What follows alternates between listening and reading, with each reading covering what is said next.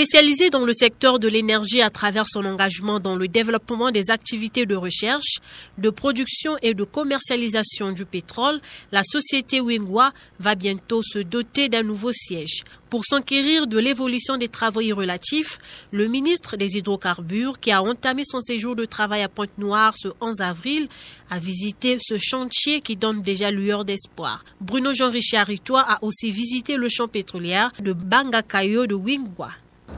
Depuis 3 ans environ, nous travaillons avec les compagnies pétrolières pour obtenir d'elles qu'elles investissent, qu'elles réinvestissent afin d'assurer cette augmentation de production pour ce qui concerne le pétrole liquide. Et nous sommes heureux de venir ici parce que la société Wingwa s'est inscrite dans cette démarche et s'est engagée à augmenter de façon importante sa production de pétrole d'ici la fin de l'année 2026, voire au-delà. Nous donnerons les chiffres officiellement le moment venu, mais aujourd'hui ils produisent 47 000 barils le jour. Ils ont encore augmenté par rapport à l'année dernière et ils vont continuer à le faire.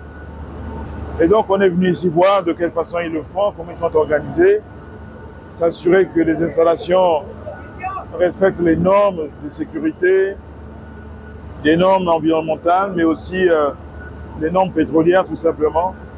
Et on est heureux de constater qu'en effet ici, il y a un développement industriel incomparable pour ce qui concerne le traitement du pétrole.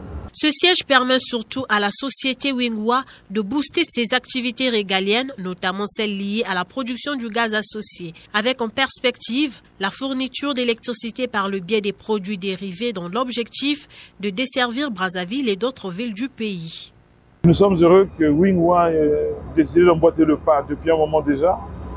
Depuis l'année dernière, nous étions en négociation pour que le gaz qui était torché ici puisse être valorisé, c'est-à-dire transformé pour faire beaucoup de choses. Pour produire l'électricité, c'est le bruit qu'on entend derrière moi.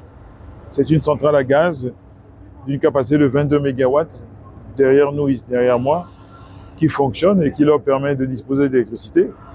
Ils peuvent augmenter la capacité et permettre ainsi au Congo de disposer d'une production d'électricité additionnelle en accord avec ECAREC. Ils peuvent aussi fournir un peu d'électricité aux populations.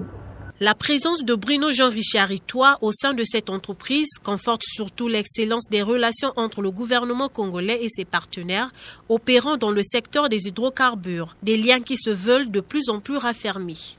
C'est un projet qui vise surtout le marché local.